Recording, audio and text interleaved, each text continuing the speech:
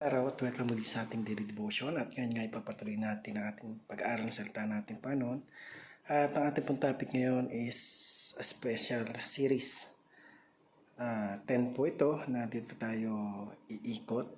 Paano lumalim sa Biblia. So ito po yung title. Una po natin pag-aaralan is all about covenant. So, covenant. In the Bible, a covenant is a sacred binding agreement between God and His people. A biblical covenant is more than a contract.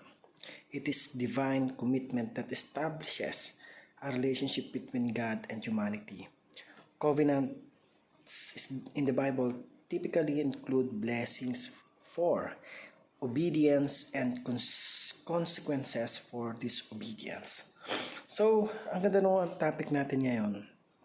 At ito nga ay covenant. Ano ba yung covenant? Ito po yung pakikipagtipan ng tao sa ating Diyos. Tunay nga na napakahalaga na meron tayong pagpapahalaga dun sa salita ng ating Panginoon. So basahin po natin yung sa Deuteronomy 7 verse 9 sa Tagalog.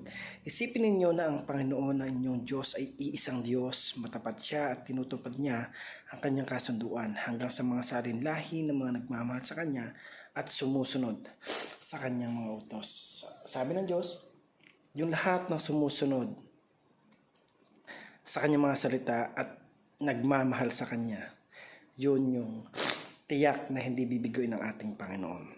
Sabi po doon sa ating unang katuruan,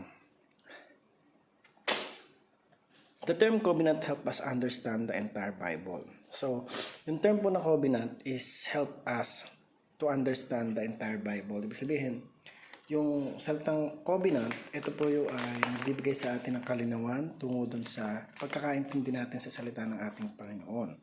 Pangalawa, God is covenantal God who relates to His people through covenant. So, yung ating Panginoon, never yan binigo yung mga tunay na nagtiwala sa Kanya. At mahal ng Diyos yung tunay na sumusunod sa Kanyang mga salita.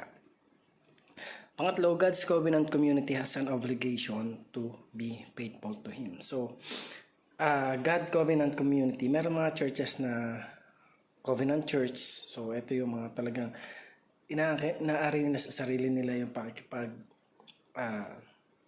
isa nila sa ating Panginoon na gagawin nila lahat para lang maparangalan ng ating Panginoon. Sabi doon, it is an obligation to be faithful to Him. Sabihin, maging faithful, masunurin, medyo mabigat, pero ito yung kailangan natin gawin. Ang sumunod sa ating Panginoon at gawin yung nais niya. So para naman po sa ating application, sabi dito una, ask God for forgiveness for being a covenant breaker. So alam naman natin na bilang tao, ang dami nating nagagawa. Even sino man sa atin, lahat tayo nagkakasala at walang exempted dito. Tunay na, sabi nga doon, mag-ask lagi tayo ng forgiveness sa ating Panginoon at handa siyang magpatawad sa lahat ng oras at pagkakataon. Pangalawa, thank God for being our covenant keeper. So, magpasalamat tayo sa Panginoon dahil He is our covenant keeper. Siya yung nagtataglay at talagang never binrake yung covenant niya sa atin. Number 3, celebrate all the blessings we continue to receive through Jesus Christ. O Christ Jesus. So, lagi natin pagpasalamat, celebrate yung kabutihan ng ating Panginoon. Kasi kung isipin natin, hindi natin deserve lahat, pero dahil sa ating Panginoong Jesus, talagang napakabuti niya, patuloy pa rin niya tayong pinagpapala sa lahat ng oras at pagkakataon ng buhay natin. Kahit hindi naman tayo karapat dapat pagpalain, we are so blessed and thankful to have the Lord, Jesus Christ, who saved us. And by Him, yung grace na natanggap natin sa ating Panginoon, yun yung kinikip natin na talagang kailangan nating suklian, bagamat kulang at mahirap, pero patuloy lang tayo na magtiwala sa ating Panginoon at siya yung kikilos at gagawa sa buhay ng bawat isa sa atin. So again, thank you for watching this video and I hope you learned something and God bless you.